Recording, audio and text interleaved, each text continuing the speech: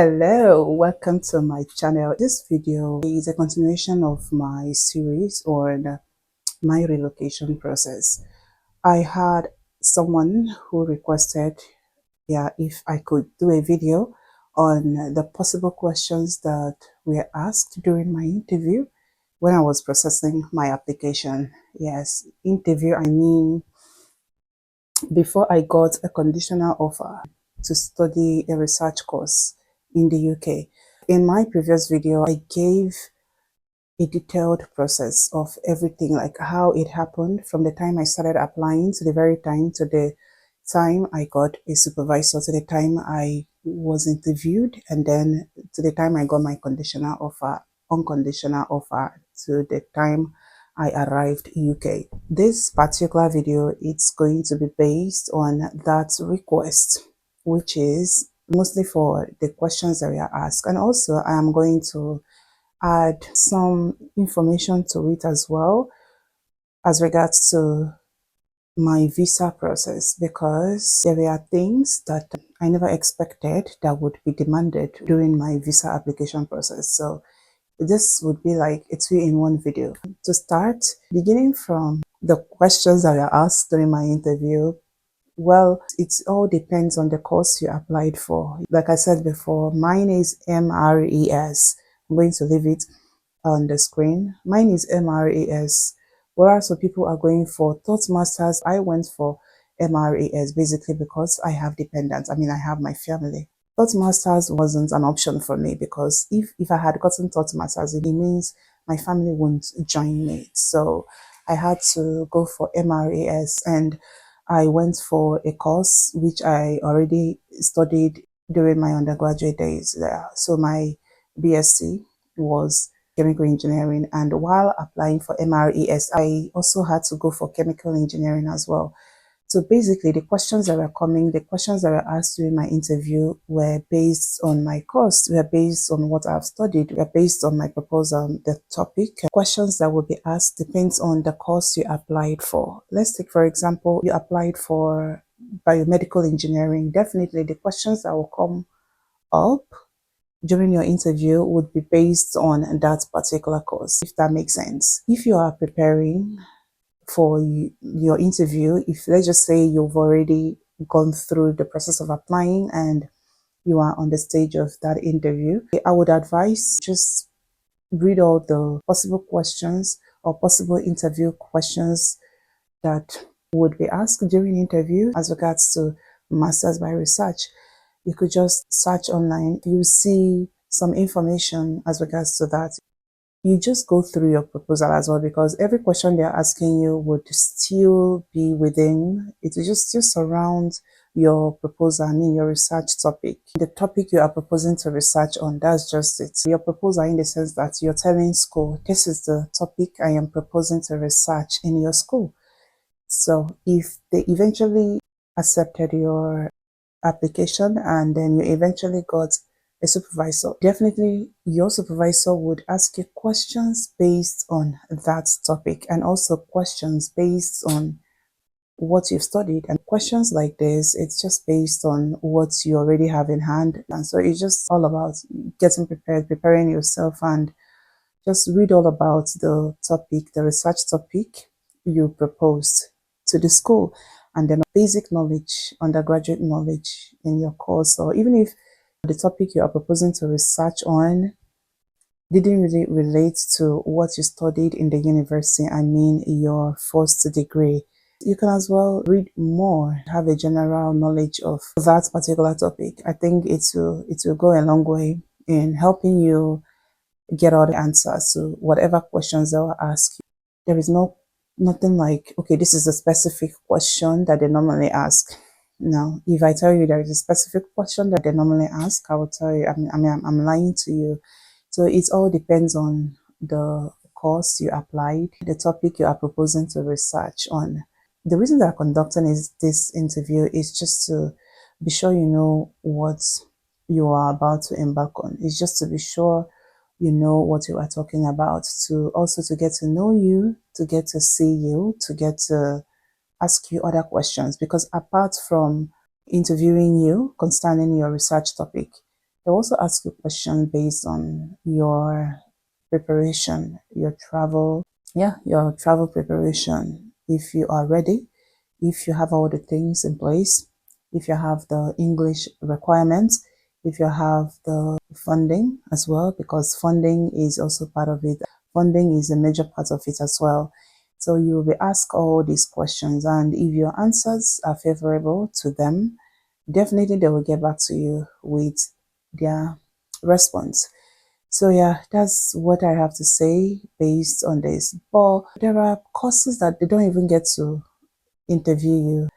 They will call it interview, but the reason they are just coming to like speak to you is, or the reason they want to speak to you is just to get to know you, get to just ask you some questions, ask you some things, and see if they would really go further in giving you a conditional offer. Don't be afraid. The interview is not to, it's really not to discredit you. Let me put it that way. It's just to get to know you, get to understand what you are going for, just to be sure that you know the topic you are proposing on.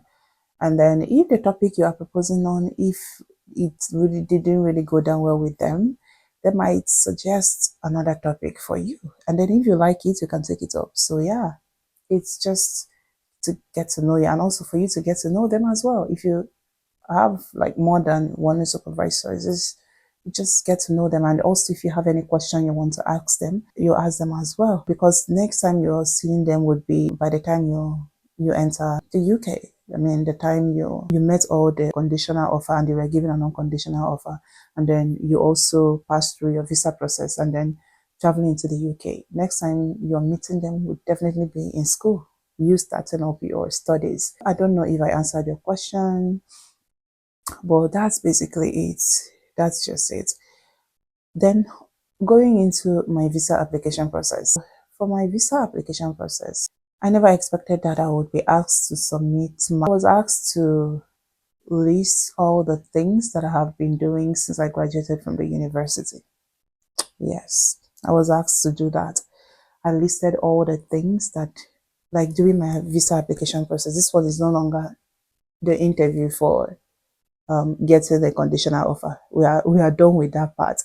So this part is now my visa application process. So when I applied for my visa, I was asked to submit my job experience. I was just asked to email everything that I've been doing from the time I graduated from the university to the present time. I was asked to submit all my job experience, submit the account statement showing how the salary dropped on my account. So I was asked to do this as well. And yeah, I did that. I listed all the things that I have been doing. I listed all my job experiences right from the time I left school. I mean, the time I graduated from the university after my NYSC, of course. I told them this, okay, this is it, this is that. I mean, like I submitted, it was via email actually. So I listed everything, and I submitted my account statement. I mean, how my salary dropped from the time I started working to the very moment I left work. So yeah, that was what I was asked to submit. Some people, they don't used to ask them to present this anyway, so it all depends. Visa application process, I think it's an individual thing. There's some people that they wouldn't even be asked to present all of those things, but during my own time I was asked to present my job experience and all of that, which is why I want to advise. Let me save this advice for my recent graduates. Yes, if you just graduated from the university, I know you want that, that big job, that huge job, yes, which is good. It's good to aim higher. But while waiting for that huge career, that huge job or that career breakthrough, you should also not keep idle. Don't be idle. If there is anything like any other small jobs you see you can be doing, you feel you can do, just pick it up and be doing it. Just make sure you're not idle, because sometimes these things matters. Imagine if I didn't do some of the little jobs I was doing even before I could get a dream job or sort of something like that. If I'm to put it that way, if I wasn't doing some of those little jobs by now, I mean, when I was asked to present all those documents, when I was asked to present my job experience, I mean, list everything that I've been doing and also how the salary dropped in my account. Imagine, since I graduated from school. Imagine if I was not doing all those things. That was how I would have missed out on my visa application. That was how I could have just missed out on this opportunity. So it's also good. I mean, there is dignity in labor, no matter the kind of job, so long as legal. Just make sure that you are doing something. Don't stay idle. If you just graduated from the university and you are through with your NYSC, anything you see, just be doing it.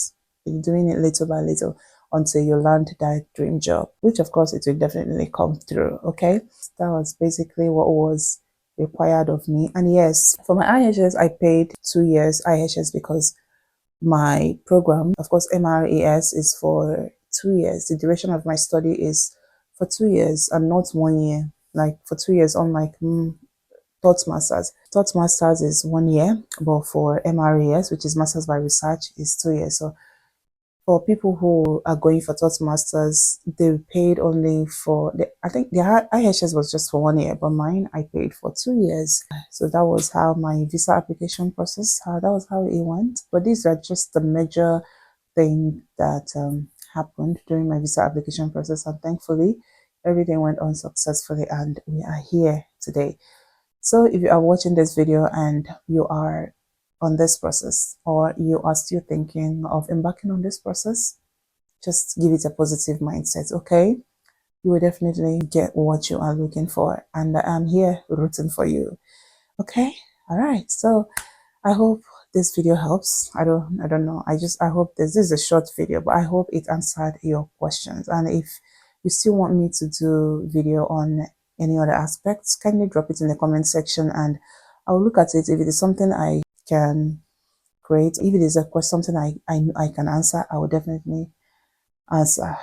Yes, so this is just me sharing my experience to encourage you, and also you can just check out my recent video. Is that recent? I think that video is either a month ago or 2 months ago. I can't remember, but just check some of my videos.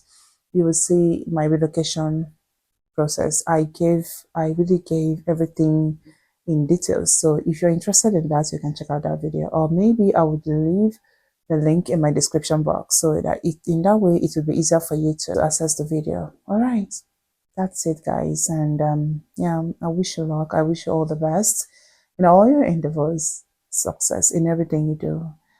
Yeah, if you haven't subscribed to this channel, why not go ahead and hit that subscribe button and also tap the like button. And again, let me know your thoughts in the comments. Share this video too. I know it would be helpful to someone. Remember to turn on the post notification. Yeah, that bell notification. Remember to turn it on. In that way, you get to receive notification whenever I post new videos like this. Okay, guys, that was the end of this video. And I'm going to see you guys in my next video. Bye. See ya.